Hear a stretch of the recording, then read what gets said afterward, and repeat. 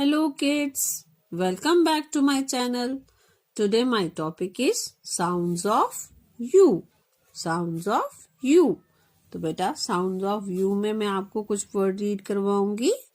S-U-N sun.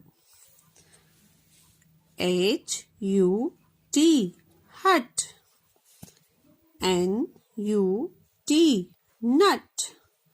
C-U-P cup. P-U-P pup.